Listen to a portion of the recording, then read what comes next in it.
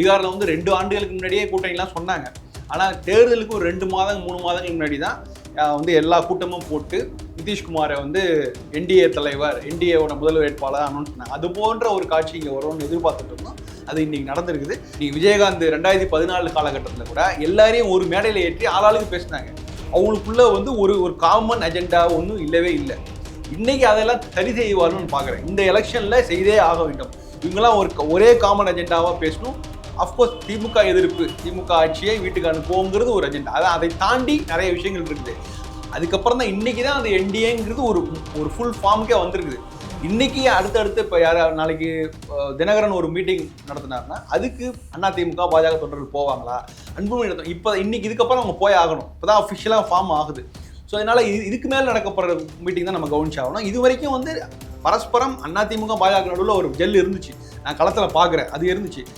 ரெண்டாவது அன்னைக்கு இருந்த காலகட்டம்ங்கிறது வேற. இன்னைக்கு தினகரனுடைய மிகப்பெரிய ப்ளஸ் பாயிண்ட் என்னன்னா அவங்களுடைய சமூக வாக்கு தான். இப்போ அதுதானே இன்னைக்கு 6 மாதங்களாக நடந்த விவாதங்கள் என்னன்னா, தென் தமிழ்நாட்டில் தினகரனோ ஓபிஎஸோ இல்லைன்னா அதிமுகவுக்கு ஒரு கணிசமான ஆதரவு கிடைக்காது அப்படிங்கிறதான். இன்னைக்கு திமுக ஆட்சியை எதிர்த்து அவங்க வந்து களத்தில் இறங்கும் போது இந்த பர்செப்ஷன் வாரில் அவங்க ஜெயிக்கணும். அதில் ஜெயிச்சிருக்காங்க. பிரதமரை வந்து பிரச்சாரத்தை ஸ்டார்ட் பண்ணுறாரு. அப்படிங்கும்போது ஒரு பெரிய பூஸ்டப் இந்த கூட்டணி கிடைச்சிருக்கு. வேண்டிய இடத்துல தேமுதிக இருக்கு. அவங்களே என்ன தேமுதிக அவங்க பிரேமலதா என்ன சொன்னாங்க, நாங்கள் வந்து முடிவு எடுத்துட்டோம், சின்ன கட்சிகள்லாம் ஒன்றும் கூட்டணியை அனௌன்ஸ் பண்ணலாங்கும்போது நான் எதுக்கு அனௌன்ஸ் பண்ணணும்னு வெயிட் பண்ணுறோம் அப்படிங்கும்போது அவங்க தான் முடிவெடுக்க இடத்துல இருக்காங்க, எங்கே போய் சேர்றது அப்படின்னு. ஸோ அதனால் அவங்க வந்து எது பெட்டராக, இதோட பெட்டரான ஆஃபர் ஏதாவது வருமா அப்படிங்கிறதுக்காக வெயிட் பண்ணுறாங்கன்னு நினைக்கிறேன். ஸோ அது என்ன எடுத்தாலும் சரி அவங்களுக்கு ஒரு லாபம் தான் ஆக்சுவலாக. ஏன்னா நீங்கள் ஒரு விஷயம் வேடிக்கை பாருங்க, இன்னைக்கு இந்த கூட்டம் என்டிஏல கூட்டம் நடக்குது. இதில் பிரதானமாக பிஜேபி தான் எல்லாம் ஆர்கனைஸ் பண்ணுறாங்க. பிஜேபி தான் எல்லா கட்சிகளையும் பேசுகிறாங்க, தினகரன்கிட்ட பேசுகிறாங்க, ஏசி சண்முகத்தை பேசுகிறாங்க, எல்லாத்தையும் பேசி கொண்டு வராங்க. இதே ரோலை காங்கிரஸால் இங்கே பண்ண முடியுமா அப்படின்னா நிச்சயமாக பண்ண முடியாது. தேமுதிக பண்ண கடந்த காலங்களில் தேர்தல் எல்லாமே வந்து 2 பக்கமும் இருந்த வாய்ப்பை நிராகரித்து தான் போய் வேறு வழி இல்லாமல் தான் தினகரனுடன் சேர்ந்து போட்டியிடும் நிலைமை இருந்துச்சு. அந்த கடந்த கால தகவல் இன்னைக்கு அவங்க கண்டிப்பாக படம் கற்றுக்கிட்டாங்க. அது அவர் சொல்கிறாருல்ல, ஒரு விஜய் பெருமான் சொன்னார்ல, எங்கள் அம்மா வந்து தேங்காய் உடைச்சாங்க, 2 துண்டா உடஞ்சிது.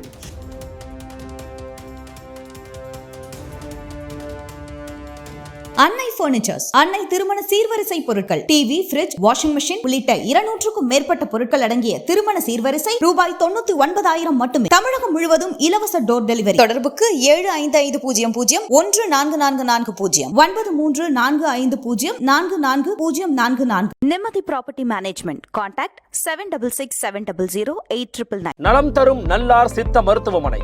இதய நோய், சர்க்கரை நோய், பக்கவாதம், சிறுநீரக பிரச்சனை, தண்டுவடம் மற்றும் மூட்டு பிரச்சனைகளுக்கு மிகச்சிறந்த மருத்துவமனை. கிருஷ்ணகிரி, சென்னை மற்றும் மதுரை. தொடர்புக்கு 8807666117 மற்றும் 8807666118. வணக்கம் சார். வணக்கம். இன்று தேசிய ஜனநாயக கூட்டணி மாபெரும் பொதுக்கூட்டம் நடந்துட்டு இருக்கு. மோடி அவர்களும் வருகை தந்துட்டாரு. அடுத்தடுத்து அமமுக பொதுச் செயலாளர் தினகரன் அவர்கள், பாமக தலைவர் அன்புமணி ராமதாஸ் அவர்கள், அடுத்து இப்ப எடப்பாடி பழனிசாமி அவர்கள் பேசிட்டு இருக்காங்க. இந்த என்டிஏ கூட்டணி அடுத்த கட்ட இடத்துக்கு போயிடுச்சு. அதாவது பலவீனமா இருந்த கூட்டணி இப்ப பலமாயிடுச்சு அப்படின்னு அவங்க இந்த பொதுக்கூட்டத்தின் மூலமாக சொல்றாங்க. நீங்க இதை எப்படி பாக்குறீங்க? அது சரிதான். இன்னைக்கு தான் அந்த கூட்டணிக்கு வந்து ஒரு கம்ப்ளீட் ஒரு வடிவம். இன்னைக்கு தான் அந்த ப்ராசஸ் கம்ப்ளீட் ஆயிருக்கு. இன்னைக்கு தான் அந்த கூட்டணி முழு வடிவமும் பெற்றிருக்குது. இது வந்து ஏற்கனவே லேட்டு தான் ஆக்சுவலாக. இது ஏப்ரல் மாதம் வந்து பாஜக அதிமுக கூட்டணி அறிவிக்கப்பட்ட காலத்திலிருந்து அது வந்து கூட்டணி இன்னும் சரியாகலை, அமைக்க போகிறோம் அப்படிலாம் சொன்னாங்க. அப்புறம் வந்து பாஜக தான் ஒரு முதல் முயற்சியெல்லாம் எடுத்தாங்க. அவங்ககிட்ட இருந்த என்டிஏ கூட்டணி தான் அது அப்படியே ரொம்ப டிலே ஆகி அதுலேருந்து கூட்டணி வந்து ரிவர்ஸ் வேறு ஆயிடுச்சு. அங்கிருந்தவங்களாம் வெளியேறி போனாங்க. ஸோ அதனால் இன்னும் ரொம்ப ஒரு கவலைக்கிடமான இடத்துல தான் அப்புறம் திரும்ப வந்து அதிமுக முன்னே இருந்து கூட்டணி கட்டமைக்கப்படலாம் வந்து இப்படிலாம் அப்பப்போ நிறைய பேர் டெல்லியில் போய் பேசினாங்க. நிறைய விஷயங்கள் நடந்தது. இந்த 6 மாதங்கள் நடந்தது. ஸோ இன்றைக்கி இந்த 1 மாதங்களில் என்றைக்கு எடப்பாடி அவர்கள் அன்புமணியை போய் சந்தித்தாரோ இன்றைக்கி ஒரு ப்ரெஸ் மீட், அதுலேருந்து பார்த்தீங்கன்னா கிடுகிடுன்னு நிறைய ஏகப்பட்ட மாற்றங்கள். பியூஷ் கோயல் வந்தது, அவர் பேசினது, இது ஒரு கடந்த ஒரு 3 நாட்களில் ஏராளமான திருப்பங்கள். ஸோ அதில் வந்து தினகரன் அவர்கள் வந்து சேர்ந்ததெல்லாம். ஸோ இன்றைக்கி வந்து இந்த கூட்டணி வந்து ஒரு பரிபூர்ண ஒரு வடிவத்தை பெற்று தான் நினைக்கிறோம். அதாவது அமித்ஷா வந்து இந்த கூட்டணி வடிவம் பெறாமல் இருந்தது. மோடி அவர்கள் வர்றதுக்குள்ளே இது ஒரு ஸ்ட்ரக்சராக கொண்டு வந்துட்டாங்க. ஆமாம், ஆக்சுவலாக அது அவங்க வந்து அமித்ஷா வந்ததே ஒரு பெரிய திருப்பம் திருப்பு முனை தான் ஆக்சுவலாக. அவங்க வந்து ஏன்னா எந்த மாநிலத்திலையும் அவங்க போய் கூட்டணியில் அறிவித்தது கிடையாது. தமிழ்நாட்டிலே வந்து நிறைய கூட்டணிகள் வந்து இங்கே வந்து பேசுவாங்க வந்து, ஆனால் அறிவிப்புலாம் டெல்லியிலேருந்து தான் வரும். ஜெயலலிதா அவர்களே இங்கேருந்து போய் டெல்லியில் போய் இறங்கி தான் கூட்டணியில் அறிவித்த காலம்லாம் உண்டு. ஸோ அன்றைக்கி அவங்க அவசரமாக வந்து அறிவிச்சதை அவசரமாக தான் அறிவித்தாங்க. அது பாஜகவுக்கு ஒரு பெரிய நெருக்கடி இருந்தது. அன்றைக்கி உடனடியாக அதிமுக கூட்டணி சேரணும் அப்படிங்கிறதுனால அவங்க சேர்ந்துட்டு அதுக்கப்புறம் வேறு எந்த விதமான முன்னேற்றமும் இல்லை. நீ ஏற்கனவே அவங்கள்ட்ட என்டிஏல வந்து பாமகலாம் இருந்தபோது அவங்களே பை டிஃபால்ட்டாக வந்துடுவாங்க பார்க்கும்போது பாமகட்டேருந்து எந்த விதமான பதிலும் இல்லை. அதுக்கப்புறம் அவங்களுக்குள்ள உள்கட்சி பிரச்சனை அப்படி இப்படின்னு போயிடுச்சு. ஸோ இதெல்லாம் வந்து ஒரு இழுபறியாக தான் இருந்தது. இன்றைக்கி வந்து இது இந்த ஒரு வாரங்களில் தான் இவ்வளோ பெரிய முன்னேற்றங்கள். அதுவும் இன்றைக்கி பிரதமர் வரும்போது தான் எல்லாமே நடக்கும் வர சொன்னாங்க. ஸோ இன்றைக்கி வெற்றிகரமாக, அதாவது முதல்ல நான் வந்து ஒரு 6 மாதங்களே சொன்னேன், என்னைக்கு வந்து எல்லா என்டிஏல தலைவர்கள் எல்லாரையும் மேடை ஏற்றி எல்லாரையும் உட்கார வைத்து என்டிஏ முதல்வர் வேட்பாளர் எடப்பாடி பழனிசாமி அவர்கள் தலைமையில் தேர்தல் சந்திப்போன்னு சொல்கிற நாள் தான் வந்து இன்றைக்கான அஃபிஷியலுக்கான ஸ்டார்டிங் பாயிண்ட் அப்படின்னு சொன்னாங்க. ஏன்னா பீகாரில் தான் நடந்தது. பீகாரில் வந்து 2 ஆண்டுகளுக்கு முன்னாடியே கூட்டணிலாம் சொன்னாங்க. ஆனால் தேர்தலுக்கு ஒரு 2 மாதம் 3 மாதங்களுக்கு முன்னாடி தான் வந்து எல்லா கூட்டமும் போட்டு நிதிஷ்குமாரை வந்து என்டிஏ தலைவர், என்டிஏவோட முதல்வர் வேட்பாளர் அனௌன்ஸ் பண்ணாங்க. அது போன்ற ஒரு காட்சி இங்கே வரும்னு எதிர்பார்த்துட்டு இருந்தோம். அது இன்றைக்கி நடந்திருக்குது. இன்றைக்கி ஒரு பிரம்மாண்டமான கூட்டம் தான். ஏன்னா எல்லா தலைவர்களும் வந்தது எல்லாம் தான். அதுமாரி அவங்க பேசின விஷயங்கள் இன்னும் பிரதமர் இன்னும் பேசுறது நம்ம கேட்கல. பட் இது வரைக்கும் நயினார் பேசியிருக்கார், எடப்பாடி அவர்கள் பேசியிருக்கார். ஸோ இப்போ இவங்களுடைய பேசுனது பிரதான விஷயம் பார்த்தீங்கன்னா, திரும்பவும் பாஜக என்ன நினைக்குதுன்னா, மோடி அரசியுடைய சாதனையை முன்வைத்து பேசலாம்.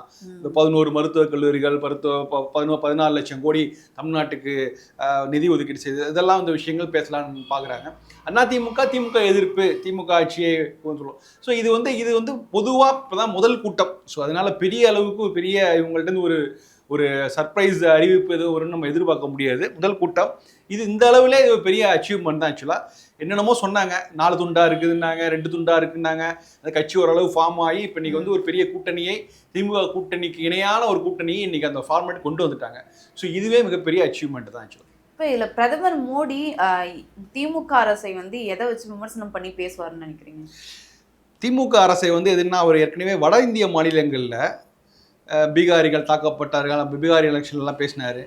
இங்கே தமிழ்நாட்டு வந்து ஒரு சனாதன தர்மத்துக்கு எதிரான இடம் அப்படின்லாம் வந்து சொல்லும்போது அவர் தமிழை விட்டு கொடுக்கல. ஆனால் பொதுவாக சொல்லும்போது திமுகவினர் டைரெக்டாக அவர் போய் சொல்லும்போது அங்கே வட இந்திய மாநிலங்களில் அதுக்கு பெரிய வரவேற்பு இருந்தது ஆக்சுவலாக. ஸோ ஆனால் இங்கே அது மாதிரியான யுத்தியை எடுப்பாரா அப்படிங்கிற சந்தேகம். வழக்கம் போல் மோடி அவர்கள் என்னென்னா தமிழ் சார்ந்த விஷயங்கள், எனக்கும் தமிழ் பிடிக்கும் அப்படிங்கிற விஷயங்கள் பேசுவார். மற்றபடி இந்த ஆட்சி வந்து ஊழல் ஆட்சி, இதை வந்து போகணும்னு சொல்லுவார் வழிய. அதை தாண்டி ஒரு கடுமையான விமர்சனங்கள் வைக்கிறதுக்கான வாய்ப்பு இல்லைன்னு நினைக்கிறேன் முதல் கூட்டம். ஆனால் அடிக்கடி பிரதமர் வரதான் போகிறாரு. இப்போ நீ கூட கேரளாவுக்கு நீ காலைல போயிட்டு கேரளாவில் 2 ரயில்கள் வந்து வந்தே பாரத் ரயில் அனுப்பிக்கிற அந்த ரயில்கள்லாம் தமிழ்நாட்டுக்கு தான் வருது எல்லாமே. இனிமே அவங்க வந்து என்ன திட்டங்கள் செய்தாலும் அது தமிழ்நாட்டை நோக்கி தான் இருக்கும். அது எந்த இடத்துல போய் குஜராத்தில் ரயில் விட்டாலும் அந்த ரயில் தமிழ்நாட்டு தான் வரும். ஸோ அந்த மாதிரி தான் இருக்க போகுது. அதனால அது ஒரு ஸ்டார்டிங் பாயிண்ட்டு.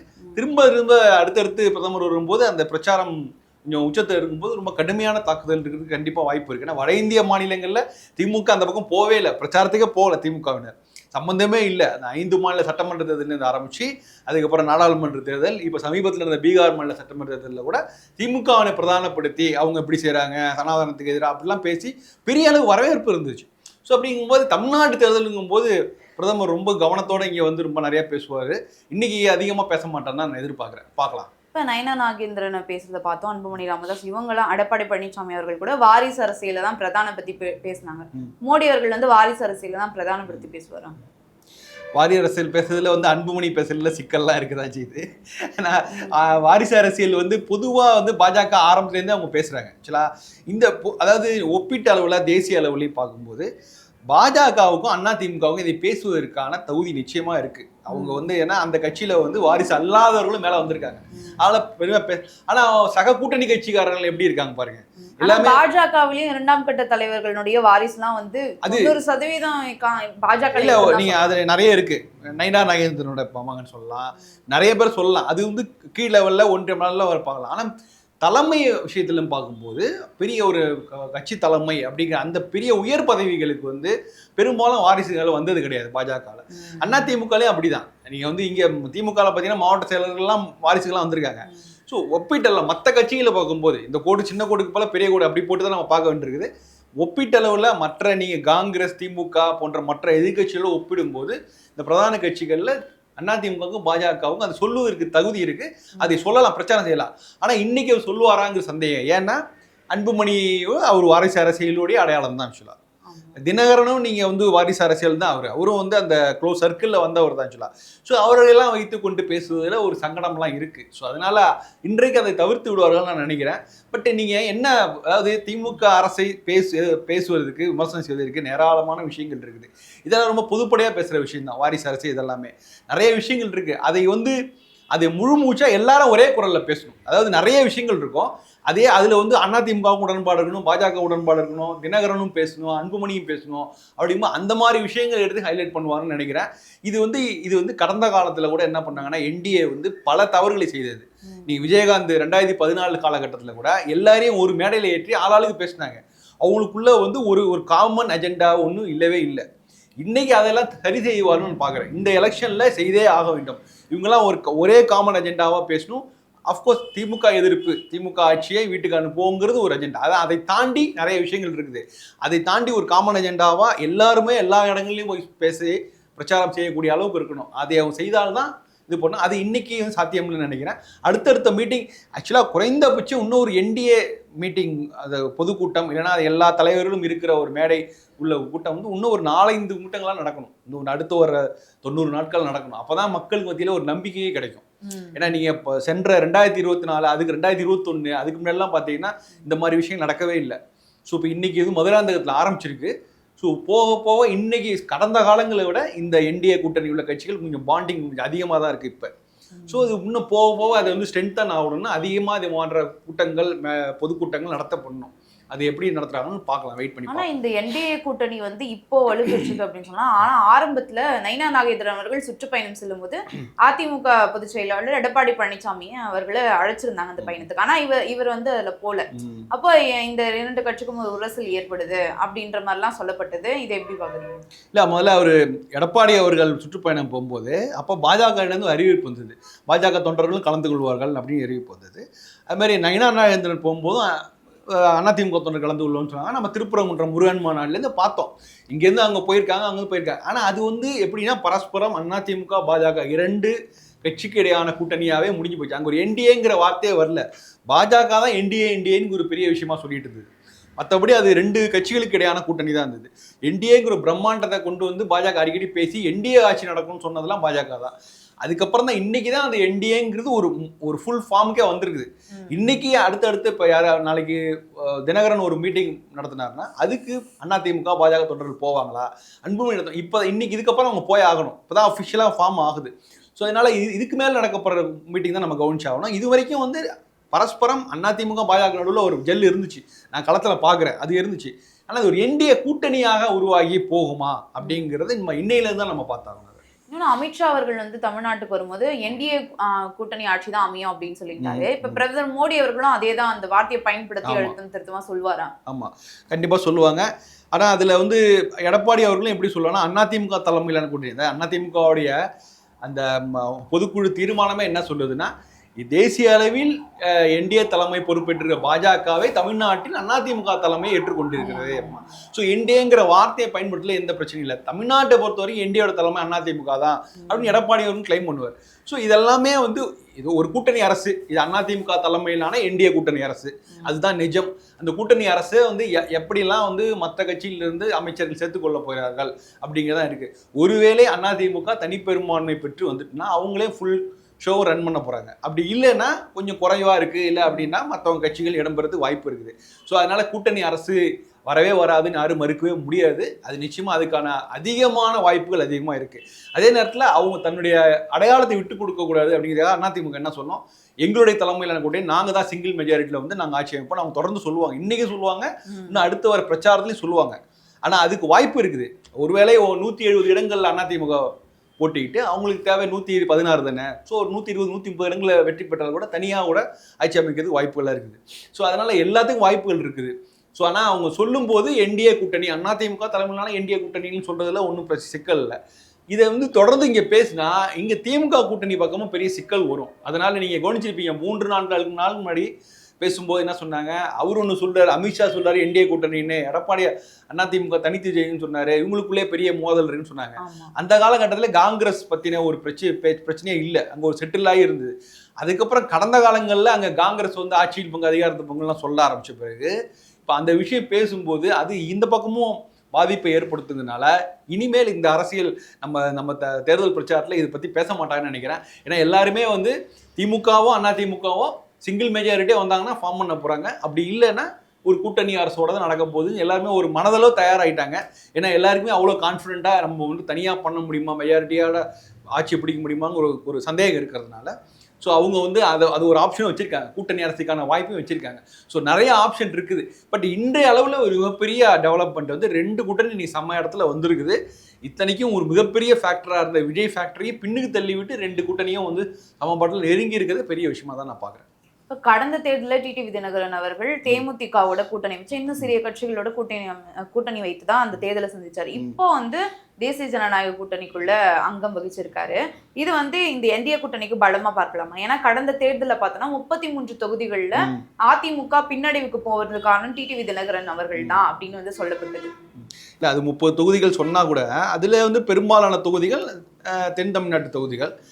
அதில் வந்து அவருக்கு கிடைத்த வாக்குகள் எல்லாமே எடப்பாடிக்கு எதிரான வாக்குகள் தான். ஆக்சுவலாக எடப்பாடிக்கு எதிரான வாக்குகள் அப்படிங்கும்போது அது வந்து இது சேரும்போது அதெல்லாம் அப்படியே வருமா அப்படிங்கிற ஒரு சந்தேகம் இருக்குது. ரெண்டாவது அன்னைக்கு இருந்த காலகட்டம்ங்கிறது வேற. நீங்கள் ஆக்சுவலாக இன்னைக்கு தினகரனுடைய மிகப்பெரிய ப்ளஸ் பாயிண்ட் என்ன சொன்னாங்கன்னா அவங்களுடைய சமூக வாக்கு வங்கி தான். இப்போ அதுதானே இன்னைக்கு 6 மாதங்களாக நடந்த விவாதங்கள் என்னன்னா, தென் தமிழ்நாட்டில் தினகரனோ ஓபிஎஸோ இல்லைன்னா அதிமுகவுக்கு ஒரு கணிசமான ஆதரவு கிடைக்காதே அப்படிங்கிறதான். ஸோ இந்த பர்செப்ஷன் அடிபட்டு போச்சு. இப்போ இன்னைக்கு அவர் வந்துட்டார். ஸோ வந்ததுனால இன்னைக்கு தமிழ்நாடு முழுக்க வந்து அந்த சமூகம், இந்த சமூகம் வாக்கு போடாது, இந்த சமூகம் அப்படிலாம் எதுவுமே கிடையாது. எல்லா சமூக வாக்களும் எல்லா வாக்குகளும் கிடைக்கிறதுக்கான குறைந்தபட்ச நியாயப்படுத்துகிற அளவுக்கு இருக்குது. பட் எந்த அளவுக்கு தினகரன் வாக்குகளை கொண்டு வந்து சேர்ப்பார் அப்படிங்கிறதுல இன்னும் சிக்கல் இருக்க தான் செய்யுது. ஏன்னா நான் வந்து பல விவாதங்கள் சொல்லியிருக்கேன். தேனியில் வந்து அவரால் அதிமுக வாக்குகளை, அவர் ஒரு முன்னாள் அதிமுக இருந்தவர் தான், அவரால் அந்த அதிமுக வாக்குகளை, இந்த இரட்டை இலை ஆதரவாளர் வாக்குகளை அவரால் பெற முடியவில்லை. ஆனால் நயினார் நாகேந்திரன் திருநெல்வேலியில் இருந்துட்டு அவரால் இரட்டை இலை வாக்குகளை பெற முடிஞ்சது. இத்தனைக்கும் நயினார் நாகேந்திரன் பிஜேபியில் இருக்கார், இவர் அமமுகங்கிறது அதிமுக ஒரு கிளை அப்படிங்கிற மாதிரி ஒரு சாயல் இருக்குது. அப்படி இருக்கும்போது அவரால் பெரிய அளவுக்கு வாக்கள் வாங்க முடியல. ஆனால் நயினார் நாகேந்திரனால பண்ண முடியாது. ஏன்னா நயினார் நாகேந்திரன் ஏற்கனவே அதிமுக இருந்தவர் அப்படிங்கிறதுனால. ஸோ அதனால வாக்குகள் வந்து எப்படி வந்து இந்த பக்கம் ஓட் டிரான்ஸ்ஃபர் ஆகும் எப்படிங்கிறது வந்து அந்தந்த கேண்டிடேட்டை பொறுத்து தான். ஆனா கடந்த தேர்தலில் ஒரு 2.85% வாங்கினார் இல்லையா? அந்த வாக்குகள்லாம் எந்த அடிப்படையில் அந்த வாக்குகள் வாங்கினார்னு நினைக்கிறீங்க? நீங்க 2021 தேர்தல் கேட்குறீங்க. 2021 தேர்தல் வந்து அது முழுக்க எடப்பாடி எதிர்ப்பு அணி அப்படிங்கிற ஒரு வாக்கு, மாற்று அப்படிங்கிற ஒரு வாக்கு இருக்கு. அந்த மாற்றுலே நீங்க கமல் வேற இருந்தார். ஆக்சுவலா நீங்க அவங்க போட்டிட்டு 165 தொகுதியில் போட்டிட்டாங்க தினகரன். அவங்க தனி கூட்டணி, அதில் 60 தொகுதியில தான் தேமுதிக நிற்குது. அவங்க பெற்ற வாக்கள் ரொம்ப குறைவு தான். ஆக்சுவலாக அது ஒரு கூட்டணியே கிடையாது. அது 2 பேருக்குள்ள ஒரு தேர்தல் நேரத்தை உடன்பாடு, அவ்வளோதான். ஸோ அப்படி இருக்கும்போது அது ஒரு மிகப்பெரிய ஒரு மாற்று அணின்னு கூட சொல்ல முடியாது. வேறு வழி இல்லாமல் பல தொகுதிகளை இவங்களுக்கு உள்ள பிரிச்சுக்கிட்டாங்க, அவ்வளோதான். அப்போ அதில் வந்து தேமுதிகவுக்கு ஒரு 0.4% கிடைச்சிருக்கு அப்படின்னா அது நம்ம வந்து அது உறுதியாக நம்ம சொல்ல முடியாது. ஏன்னா அதுக்கப்புறம் விஜயகாந்தோடைய மறைவு இருக்குது, அதன் மூலமாக அவருக்கு அனுதாபத்தின் மூலமாக அதிகமாக இருந்திருக்கு. ஸோ அந்த ஓட் பர்சன்டேஜ் இன்னைக்கு இருக்கா அப்படின்லாம் நம்ம சொல்ல முடியாது. தினகரனால என்ன வேல்யூ அடிஷன் இருக்குது அப்படின்னு சொன்னால் நீங்கள் வந்து 1% 2% சொன்னால் நான் நம்ப தயாராக இல்லை. அந்த அளவுக்கு ஓட் பர்சன்டேஜை வச்சு நம்ம அதை வந்து நம்ம கணக்கு பண்ணவே முடியாது. அவர் இந்த கூட்டணிக்கு என்ன வேல்யூ அடிஷன் கொடுக்குறாருன்னா, ஒரு தென் தமிழ்நாட்டிலேருந்து ஒரு முக்கியமான தலைவர், ஒரு சமூக வாக்கு பின்னணி உள்ளவர், அவர் வந்து இந்த கூட்டணிக்கு பலம் சேர்ப்பார், அவ்வளோதான் சொல்ல முடியும். இவ்வளோ பர்சன்டேஜ் கொண்டு வரணும் நம்ம நிச்சயமாக சொல்லவே முடியாது. ஏன்னா அது ரொம்ப சிக்கலான விஷயம். ஏன்னா நீங்கள் அப்புறம் ஓபிஎஸ் என்ன அப்படின்னு கேட்பீங்க. ஏன்னா ஓபிஎஸ் ஒரு முக்கியமான அந்த சமூகத்தை சேர்ந்த ஒரு தலைவர். அப்படி இருக்கும்போது அப்போ வந்து தினகரனுக்கு வாக்கு வரும், ஓபிஎஸ்க்கு வாக்கு வராதா? ஒருவேளை ஓபிஎஸ் திமுக பக்கம் போனால் அப்போ அந்த வாக்குகள் வந்து ஸ்பிட் ஆகாதா அப்படின்லாம் சொல்ல முடியல. ஸோ அதனால வந்து நீங்கள் எவ்வளோ போகும் அப்படின்லாம் சொல்ல முடியாது. ஆனால் ஒட்டுமொத்தத்தில் தமிழ்நாடு அளவில் பல விவாதங்கள்லையும் பல ஊடகங்களில் அந்த செய்திகளில் என்னென்னா, இது வந்து தேவ சமூகம், முக்குளத்தூர் சமூக வாக்குகள் இந்த பக்கம் வரல, அதிமுக வரலன்னு சொல்லிகிட்டே இருந்தது வந்து அந்த பர்செப்ஷன் பிரேக் பண்ணியாச்சு. இப்போ தினகரன் உள்ளே வந்தாச்சு. ஸோ உள்ளே வரும்போது இப்போ நீங்கள் வந்து அதிமுக பிரிஞ்சு இருந்தது அப்படிலாம் சொல்ல முடியாது. ஓபிஎஸ் மட்டும்தான் இருக்காரு. இப்போ நீங்கள் பாருங்கள், முன்னாடி என்ன சொன்னாங்க, அதிமுக 4 துண்டா உடஞ்சிது, 2 துண்டா உடஞ்சின்னு சொன்னாங்க. இப்போ தினகரன் உள்ளே வந்துட்டார். சசிகலா மட்டும்தான் அவங்க தனியாக இருக்காங்க. ஓபிஎஸ் வந்து ஒரு பெரிய ஆதரவாளர் தனியா இருக்கிற மாதிரி ஒரு பெர்செப்ஷன் இருந்தது. இன்னைக்கு அவருடைய ஆதரவாளர்லாம் கிளம்பி திமுக பக்கம் போயிட்டாங்க. ஸோ ஒரு தனியாளாவே ஆயிட்டாரு. ஸோ அதனால கிட்டத்தட்ட ஒன்றுபட்ட அதிமுகங்கிறது இன்னைக்கு வந்துருச்சு. ஆக்சுவலா அதிமுக பக்கம் அந்த பெர்செப்ஷனா எவ்வளவு பேர் வந்தாங்க, எவ்வளவு பேர் வெளில இருக்காங்க நம்மளால இன்னைக்கு சொல்ல முடியாது. பட் இந்த பெர்செப்ஷன் தான் முக்கியம். ரெண்டாவது இன்னைக்கு திமுக ஆட்சியை எதிர்த்து அவங்க வந்து களத்துல இறங்கும் போது இந்த பர்செப்ஷன் வார்ல அவங்க ஜெயிக்கணும். அதுல ஜெயிச்சிருக்காங்க. பிரதமர் வந்து பிரச்சாரத்தை ஸ்டார்ட் பண்றாரு. அப்படிங்கும் போது ஒரு பெரிய பூஸ்டப் இந்த கூட்டணி கிடைச்சிருக்கு. இந்த கூட்டணியில இப்போ உறுதியா இருக்கக்கூடிய கட்சிகள் வந்து புதிய நீதி கட்சி, ஐஜேகே, தமிழ் மாநில காங்கிரஸ், தமிழர் தேசம் கட்சி, புரட்சி வரம், இந்த கட்சியெல்லாம் தேசிய ஜனநாயக கூட்டணியில இருக்கு. அடுத்து வேற எந்தெந்த கட்சிகள்லாம் வர வாய்ப்பு இருக்கு? புதிய தமிழகம் வர்றதுக்கு வாய்ப்பு இருக்கு, தேமுதிக வர்றதுக்கு வாய்ப்பு இருக்கு. இன்றைய வரைக்கும் அவங்க சொல்லல. இந்த மாநாடு வரைக்கும் கிருஷ்ணசாமி அவர்கள் வந்து இல்ல நான் இன்னும் முடிவு எடுக்கல அப்படின்னு பிரதமர் வருகை ஒட்டி அவர் சொல்லியிருக்கிறாரு. இது எப்படி பார்க்கலாம்? இல்ல அது வந்து அவருக்கு வந்து எவ்வளவு சீட்டு பேரங்கள் ஜான் பாண்டியன் வந்துட்டாரு. ஸோ அதனால வந்து புதிய தமிழகம் வந்து அவங்க யோசிச்சு தான் முடிவு எடுப்பாங்க. ஸோ இப்போ அவங்களுக்கான சீட் பேரங்கள் எல்லாம் பொறுத்து இருக்கு. கடைசி நேரத்தில் வரதுக்கு வாய்ப்பு இருக்கு. வந்தால் 2 கட்சிகள் வரதுக்கு வாய்ப்பு இருக்கு. புதிய தமிழகம் வருவதற்கு அதிக வாய்ப்பு இருக்கு. தேமுதிக வர்றதுக்கு 50-50 வாய்ப்புகள் தான் இருக்கு. ஏன்னா அவங்க வந்து இன்னைக்கு அவங்களுடைய டிமாண்ட் இப்போ இன்னை வரைக்கும் இப்போ கூட்டம் ஆரம்பிக்கிற வரைக்கும் எந்த விதமான கன்ஃபர்மேஷனும் வரல. ஸோ இப்போ அவங்க எதிர்பார்க்கறது அங்கே கிடைக்காது. ஏன்னா ராஜ்யசபா ஒரு கேட்பாங்க, சீட் கேட்பாங்க. அது மேபி அது அன்புமணிக்கோ தினகரனுக்கோ தான் ஃபர்ஸ்ட் ப்ரிஃபரன்ஸ் அங்கே.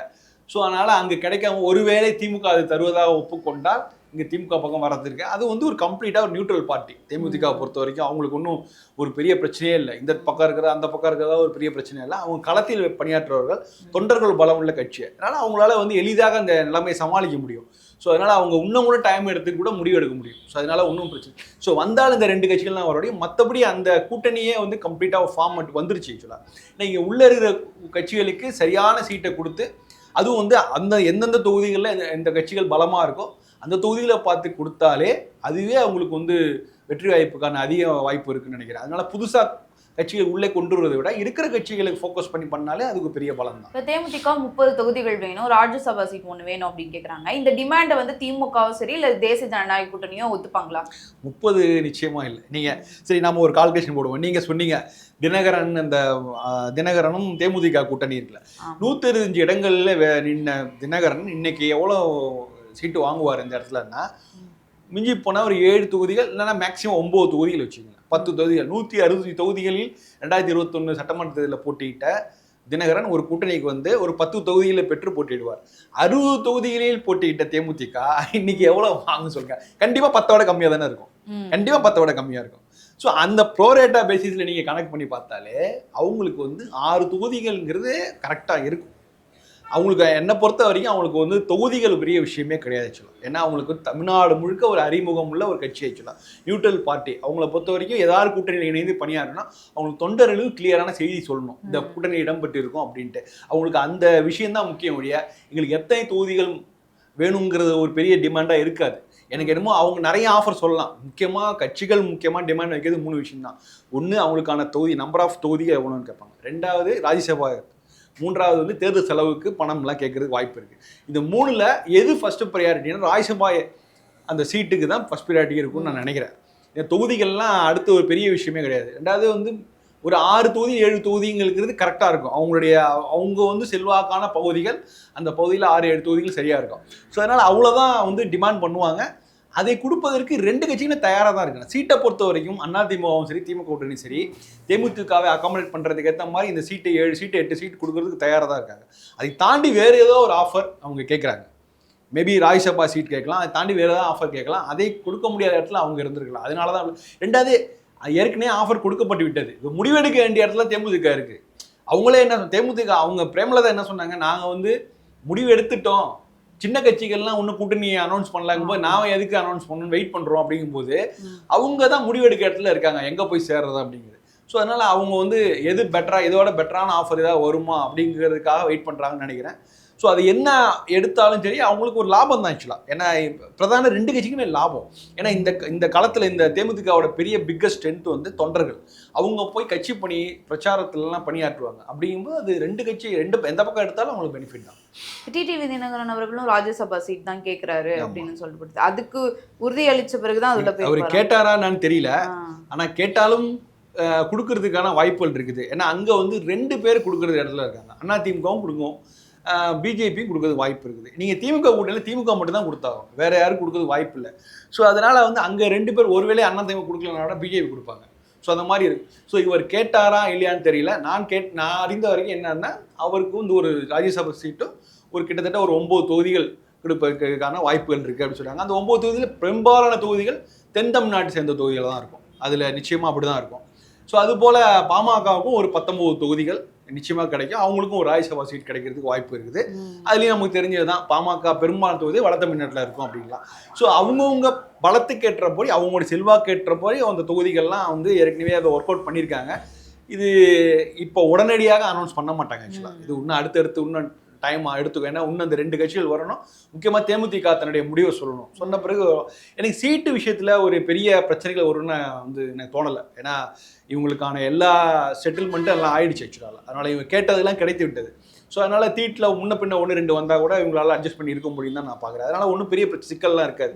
இனிமேல் சீட் பேரங்கள் இதில் பிரச்சனைகள் வந்துன்னா அது திமுக கூட்டணி பக்கம் தான் பிரச்சனை வரும் வழியா.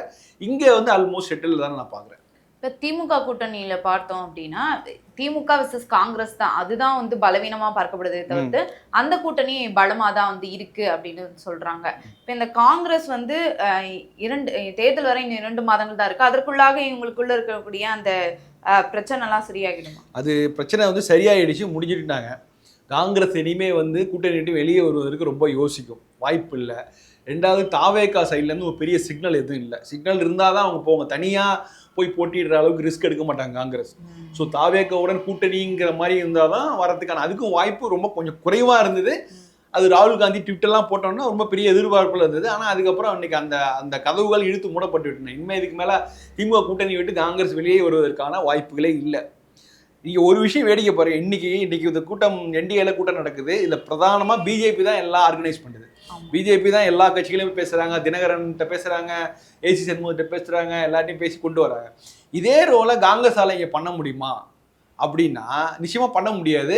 அப்படி பண்ணாலும் மற்ற கட்சிகளும் ஒத்துக்காது. ஏன்னுச்சிங்களா, இப்போ நீங்கள் அவங்க போயிட்டு இடதுசாரிகளையோ விடுதலையோ பேச ஆரம்பிச்சாங்கன்னா அவங்களுக்குள்ளே ஒரு சந்தேகம் வரும். என்னென்ன இவங்க ஏதாவது வெளியில் போகிறதுக்கு நம்மகிட்ட வந்து கேட்குறாங்களோ, தாவேகாவோட பேசுறதுக்காக நாங்கள் போகிறோம் நீங்களும் வரீங்களா அப்படின்னு கேட்கறதுக்காக நம்மளை கேட்குறாங்களோன்னு கூட இவங்க கூட சந்தேகத்தோட கூட பார்ப்பாங்க. ஆக்சுவலாக நீங்கள் அந்த இது விஷயம் இருக்குது. பாஜக வந்து அது எல்லா கட்சியோடையும் இணைந்து பணியாற்று இந்த இடத்துல.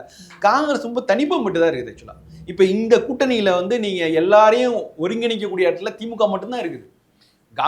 திமுக மட்டும்தான் காங்கிரஸ் பேச முடியும். காங்கிரஸுக்கும் இடதுசாரிகளுக்கும் காங்கிரஸும் விடுதலை சிறுத்தைகளுக்குமான அந்த பேச்சுவார்த்தைகளே ரொம்ப குறைவாக இருக்குது. இது வந்து கூட்டணியோட ஸ்ட்ரென்த்தை ரொம்ப பாதிக்கும். இன்னைக்கு பாருங்க, இன்னைக்கு பொதுக்கூட்ட முறையில் அப்படியே அவங்களுக்குள்ள வந்து ஒரு அண்டர்ஸ்டாண்டிங். நான் 2 மாதம் முன்னாடி தினகரனும் இவங்க அதிமுக தலைவரும் என்ன பேசினாங்கன்னு நம்ம பார்த்தோம். இன்னைக்கு அவர் தண்ணி எடுத்து கொடுக்குறாங்க, வாங்கன்னு கும்பிடுறாங்க, எல்லாம் பண்ணுறாங்க. ஸோ ஒரே நாளில் காட்சிகள் மாறுது.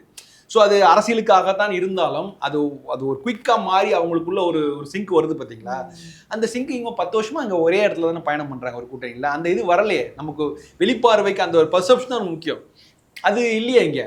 ஸோ அப்படி இருக்கும்போது இந்த இடத்துல பாஜக அங்கே பண்ணுற ரோல் நிச்சயமாக இங்கே காங்கிரஸால் பண்ண முடியாது. ஸோ இங்கே இதனால் என்ன ஆகுதுன்னா திரும்ப திமுகவுக்கு ஒரு பெரிய சுமை, பெரிய கடுமையான சுமை. எல்லா கட்சிகளையும் வந்து சமாதானம் பண்ணி அவங்களுக்கு தேவையான சீட்டை கொடுத்து எல்லாத்தையும் பண்ணணும்னா அது திமுகவுக்கு ரொம்ப பெரிய சவால். இந்த சுமையை வந்து இங்கே அதிமுகவும் பாஜகவும் ஷேர் பண்ணிக்குது. இங்க திமுக வந்து காங்கிரஸுக்கும் சேர்த்து வேலை பார்க்கறதா இருக்கிறது. அது நிச்சயமா இங்கே தான் நான் சொல்ல வேலை பார்க்கறதுன்னா அப்போ அதிமுக பாஜகனா அந்த களப்பணிங்கிறதுல செய்து தான் ஆகணும். ஏன்னா களத்தில் வந்து பாஜகவோட அதிமுக பெருசு, இங்கே காங்கிரஸோட திமுக பெருசு. அதில் ஒரு பெரிய விஷயம் எல்லாம் செய்துதான் ஆகணும். நான் என்ன சொல்கிறேன், இந்த மாதிரி கூட்டணி பேச்சுவார்த்தைகளில் போய் எல்லார்ட்டையும் பேசி உங்களுக்கு என்ன மனசில் என்ன கணக்கு இருக்குது, உங்களுக்கு இது கொடுத்தா போதுமா அப்படின்னு ஒரு ஜெல்லாகிற மாதிரியான ஒரு இடத்துல வந்து பாஜக இருக்குதுங்க. இங்கே வந்து அது மாதிரி இடத்துல காங்கிரஸே இல்லையே. இப்போ காங்கிரஸ் போய் எல்லார்ட்டையும் பேசணுமே, எல்லார்ட்டையும் பேசி சின்ன கட்சிகள்லாம் பேசி ரெடி பண்ணி அதுக்கப்புறம் திமுக கிட்ட போனால் அவங்களுக்கு ரொம்ப ஈஸியாக இருக்குல்ல. அப்போ இந்த மூவ்மெண்ட்டை இங்கே இல்லையேங்க. இங்கே எல்லாத்தையும் திமுக தான் பண்ணணும். எல்லா கட்சிகளையும் திமுக போய் கேட்பாங்க. இப்போ அவங்க சொல்லுவாங்க. அப்போ அது வந்து ஒரு கூடுதல் சுமை தான் திமுக பொறுத்த வரைக்கும். 2வது எல்லா கட்சிகளுமே இங்கே என்னென்னா திமுகவுடைய சாதனைகளை சொல்லணும். அதை யாருமே பேச மாட்டாங்க. இவங்க சொல்கிற முன்வைக்கிறது எல்லாமே பாஜக எதிர்ப்பு. அது எத்தனை நாளைக்கு எடுபடும். நீங்கள் என்னைக்கு இருந்தாலும் நீங்கள் சாதனைகள்னு பேசி ஆகும். திமுக வந்து 5 ஆண்டுகள் சாதனை பண்ணியிருக்குது. அடுத்து திமுக ஆட்சிக்கு வந்தால் அந்த சாதனைகளை தொடருவார்கள், அதுக்கு நாங்கள் உத்தரவாதம் மதிக்கிறோம் அப்படின்னு சொல்லிட்டு இவங்க கூட்டணி கட்சிகள் பேசணும். அது யாரும் இங்கே பேசுறதே இல்லை. இது வரைக்கும் அவங்க பேசல. இனிமே எப்படி பேசுவாங்கன்னு தெரியாது. பட் இங்கே வந்து இன்னைக்கே வந்து 11 மருத்துவர்கள் இது கொடுத்தாங்க அது கொடுத்தாங்கன்னு பாஜக பேசுது, மற்றவங்களும் பேசுறாங்கல்ல. ஸோ எல்லாமே காம்பினேஷன். ஒரு பக்கம் எதிர்ப்புகள் இருக்கணும், திமுக எதிர்ப்பு, அதே சமயத்தில் நாங்கள் என்ன ஆட்சியில் என்னென்ன சாதனைகள் பண்ணோம், உடனே எடப்பாடி அவர் பேசுவார், நாங்கள் அண்ணா திமுக காலத்தில் என்னென்ன சாதனைகள் பண்ணோம்னு சொல்லுவாங்க. எல்லாமே எல்லா விதமான காம்பினேஷன்லையும் இவங்க வந்து அப்ரோச் பண்ணுறாங்க. பட் இவங்க வந்து வெறுமனே பாஜக எதிர்ப்பு அவ்வளோதான், திமுக என்ன பண்ணுங்கிறத பற்றி மற்ற கட்சிகள் பேசுறது கிடையாது. ஸோ இது இன்னைய சிச்சுவேஷன், நாளைக்கு மாறலாம், மாறதுக்கு வாய்ப்புகள்லாம் இருக்குது. பட் ஓவராலாக வெளியிலேருந்து நம்ம பார்க்கும்போது என்ன தெரியும்னா, இந்த கூட்டணி வந்து ரொம்ப லேட்டாக ஆரம்பிக்கப்பட்டாலும் கொஞ்சம் லேட்டஸ்ட்டாக அவங்களுக்குள்ள ஒரு பெரிய ஒரு ஜெல்லாகி நிற்குது, அவங்களுக்குள்ள பரஸ்பர அந்த ஷேக் பண்ணுறது அதெல்லாம் நடந்துட்டு இருக்குது. பட் இங்கே அப்படி இல்லை, இது வரைக்கும் நடக்கலை. ஸோ இது இவங்க இன்னும் வந்து திரும்ப அதை ரெஃப்ரெஷ் பண்ணி ஆகணும். இவங்களுக்கு அனுபவம் இருக்குது, பட் இருந்தாலும் அவங்க திரும்பி வந்து எல்லாரும் கூட சேர்ந்து பழகி ஒரு இதுவும் வந்து வலுவான கூட்டணிங்கிறத இவங்க இன்னும் கொஞ்சம் நிரூபித்தாகணும். இப்போ தாவேக்காவை எடுத்துக்கிட்டோம் அப்படின்னா, பாஜக வந்து ஜனநாயகன் படத்தை வந்து வெளிவராம அவங்க தான் தடுக்கிறாங்க, அவங்க வந்து தாவேக்காவுக்கு நெருக்கடி கொடுக்குறாங்க அப்படின்னு வந்து சொல்லப்படுது. விஜய் அவர்கள் வந்து கடைசி நேரத்துல என்டிஏ கூட்டணிக்கு போக வாய்ப்பு இருக்கும் அப்படின்னு ஒரு வியூகம் சொல்லப்படுது. நீங்க இதை எப்படி பாக்குறீங்க? இல்லை, இதுக்கு மேல தாவேக்கா வந்து வேறு இடத்துல வந்து வேற எந்த கூட்டணிலையும் சேர்வதற்கு வாய்ப்பு இல்லை. ரெண்டாவது வேறு எந்த கட்சிகளையும் சேர்த்து கொண்டு ஒரு கூட்டணி அமைப்பதற்கும் வாய்ப்பு இல்லை. ஏன்னா விசில்ங்கிறது உண்மையிலே என்னை பொறுத்த வரைக்கும் தாவேக்காவுடைய அரசியல் வரலாற்றில் கிடைத்த மிகப்பெரிய வெற்றிங்கிறது விசில் சின்னம். அது கிடைக்குமானுங்க பெரிய சந்தேகமா இருந்தது. ஏன்னா விசிலுங்கிற ஒரு சின்னங்கிறது ரொம்ப ஈஸியாக போய் ரீச் பண்ண வேண்டியது, ஈஸியாக போய் ரீச் பண்ணிடும். ஸோ அது ஒரு பெரிய ப்ளஸ் பாயிண்ட் ஆக்சுவலாக. அதனால தான் அவரும் வந்து ஒரு அறிக்கையை விட்டுருக்காரு. ரொம்ப நாளாக ஒரு மாதங்களாக எந்த விதமான மூவ்மெண்ட் இல்லாத போது அப்படி கொடுத்துருக்காரு. உண்மையிலே ஒரு மிகப்பெரிய வெற்றி ஆக்சுவலாக. ஆனால் அவங்க என்ன சொல்கிறாங்க, தமிழ்நாடு முழுக்க 234 தொகுதியிலையும் விசில் சின்னம் இருக்கும். ஒருவேளை தாவேக்கா கிளைம் பண்ணலன்னா அது வேறு ஒரு சுயேட்சைக்கு அலாட் பண்ணப்படுங்கிறாங்க. ஸோ அதனால் வந்து வேறு ஏதாவது கூட்டணி கட்சியில் வந்தால் கூட அவங்களும் விசில் சின்னத்தில் தான் நிற்கணும். இல்லைன்னா வேற ஏதாவது ஒரு சின்னம் இருந்து வேற ஒரு கூட்டணி ஃபார்ம் ஆகி வேறு ஏதாவது சின்னம் இருந்தாலும் அது பெரிய கன்ஃபியூஷனை கொண்டு வந்துடும். ஸோ அதனால வந்து விஜய் வந்து தாவேக்கா வந்து தனித்து தான் போட்டியிட போகிறார். வேற ஒன்றும் கூட்டணிக்கு இது வரைக்கும் எந்த கூட்டணி கட்சிகளும் போய் சேரல. ஒருவேளை தேமுதிகவும் தாவேக்காவும் கூட்டணி அமைச்சா அது வாய்ப்பே இல்லைன்னு நிச்சயமா சொல்லலாம். ஏன்னா நீங்க நிச்சயமாக அதிமுக கொடுக்குற ஆஃபரையோ திமுக கொடுக்குற ஆஃபரை விட பெட்டரான ஒரு ஆஃபரை தாவேக்கா கொடுக்குறது வாய்ப்பே கிடையாது. ஸோ அப்படிங்கும்போது ரெண்டுல நல்ல ஆஃபர் இருக்கும்போது ரெண்டுல ஒன்று செலக்ட் பண்ணுவாங்களா, இல்லை ரெண்டுமே வேணான்னு சொல்லி இந்த தவறை தான் வந்து கடந்த தேர்தலில் பண்ணாங்க. தேமுதிக பண்ண கடந்த காலங்களில் தேர்தல் எல்லாமே வந்து ரெண்டு பக்கமும் இருந்த வாய்ப்பை நிராகரித்து தான் போய் வேறு வழி இல்லாமல் தான் தினகரனுடன் சேர்ந்து போட்டியிட நிலைமை இருந்துச்சு. அந்த கடந்த கால தகவல் இன்னைக்கு அவங்க கண்டிப்பாக படம் கற்றுக்கிட்டாங்க. அது அவர் சொல்கிறாருல, ஒரு விஜய் பெருமான் சொன்னார்ல, எங்கள் அம்மா வந்து தேங்காய் உடைச்சாங்க, ரெண்டு துண்டாக உடஞ்சிதுன்னு. ஸோ அதனால 2 துண்டாக தான் உடையும். உண்மை தேமுதிக யார் வந்து தேங்காய் உடைச்சாலும் அது 2 துண்டாக தான் உடையும், 3 துண்டாக உடையிறதுக்கு வாய்ப்பே கிடையாது. ஸோ அதனால அவங்க தெளிவாக இருக்காங்க, ஒன்று இந்த பக்கம் இல்லை அந்த பக்கம் தான். ஸோ அதனால தாவேகாவுடன் வேறு எந்த சாதாரண சின்ன கட்சியில் கூட தாவேகா கூட போய் சேர்றதுக்கு வாய்ப்பு இல்லை. அதுக்கு அநேகமாக 234 தொகுதிகளிலும் தாவேகா வேட்பாளரை இறக்கி விசில் சின்னத்தில் போட்டியிடுவதற்கு வேறு வழி இல்லை, அப்படிதான் பண்ணுவாங்க.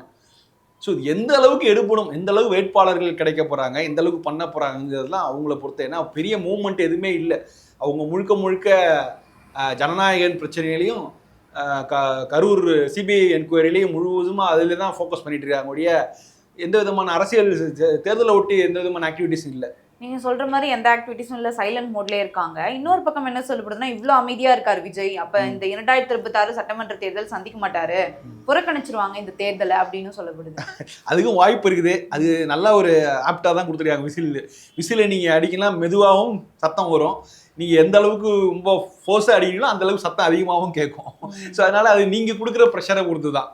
அதனால சும்மாவே கொஞ்சம் லைட்டாக அடித்தாலும் சவுண்டு வரும். ஸோ அதனால் எந்த அளவுக்கு அவருடைய எஃபர்ட்டை போடுறாரோ அந்த அளவுக்கு தான் அவருக்கு இந்த தேர்தலில் ஒரு வெற்றியோ இல்லை ஒரு பர்சன்டேஜோ கிடைக்கும். நீங்கள் ஒரு ஸ்லோ டவுன் பண்ணான்னா அதுக்கேற்ற மாதிரி தான் ரிசல்ட் வரும். இப்போ நம்ம என்ன ஒரு எதிர்பார்ப்பில் இருந்தோம்னா, ஒரு நடிகர் கட்சி ஆரம்பித்து அரசியலுக்கு வந்திருக்கார் அப்படின்னா குறைந்தபட்சம் 8% வாக்கு கிடைக்கும். ஸோ இவர் வந்து இளைய தலைமுறையில் நிறைய பேருடைய வாக்குகள் இருக்குது. முதல் முறையாக ஓட்டு போட போகிற தலைமுறை வாக்காளர்கள்லாம் பெரிய அளவுக்கு ஆதரவு இருக்குது அப்படின்னா நம்ம குறைந்தபட்சம் ஒரு 10% கிடைக்கும் அப்படின்னு மெதுவாக 10-12 நவுத்தி வந்துருக்கும். இப்போ அவருக்கு வந்து 10 to 12% வாக்குகள் உறுதியாக இருக்கும். விசில் சின்னம் கிடைச்சதுனால் கண்டிப்பாக சொல்லலாம் 10 to 12% கிடைச்சிருவோம்ட்டு. ஆனால் இதுக்கு அடுத்தது 12லேருந்து நகர்த்திட்டு போகல. அவங்க சொல்கிற 38 கணக்கெலாம் விட்டுருங்க. இந்த 15 பக்கம் போகிறதுக்கு 15%, 20% கணக்கு பண்ணுறதுக்கு நீங்கள் கடுமையான எஃபோர்ட்டை போடணும்.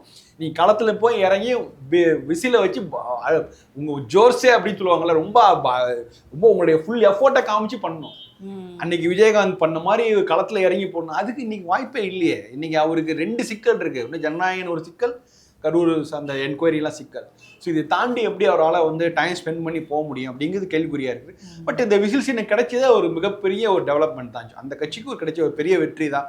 அவங்க இது வரைக்குமான அந்த செல்வாக்கை தக்க வச்சுக்கிறது. ஏன்னா ஒரு 10-12% ஒரு டீசன்ட் ஃபிகர். ஸோ அட்லீஸ்ட் இந்த 2026 தேர்தலில் அந்த கட்சி வந்து வாஷ் அவுட் ஆகாமல் அடுத்த அவங்களுடைய லைஃப் டைம் இன்க்ரீஸ் ஆகிறதுக்கு, அடுத்த தேர்தலை சந்திக்கக்கூடிய அளவுக்கு ஒரு இருக்கிறதுக்கு வாய்ப்புக்கு இன்னைக்கு இருக்கிற சூழல் சரி, இன்னைக்கு இருக்க அந்த விசில் சின்னம்லாம் வந்து மிகப்பெரிய கிஃப்டட் தான் ஆக்சுவலாக. ஸோ இதை அப்படியே மெயின்டைன் பண்ணால் கூட அது இருக்கும். ஆனால் இதுக்கப்புறம் வேறு ஏதாவது ஒரு பெரிய டேமேஜ் ஏதாவது கிடைச்சிதுன்னா அதுக்கப்புறம் அரசியல் நீங்கள் சொல்கிற மாதிரி ரிவர்ஸ் தான். என்ன நடக்குதுன்னு பொறுத்திருந்து பார்க்கலாம் சார். பல்வேறு கருத்துக்களை பகிர்ந்தமைக்கு நன்றி.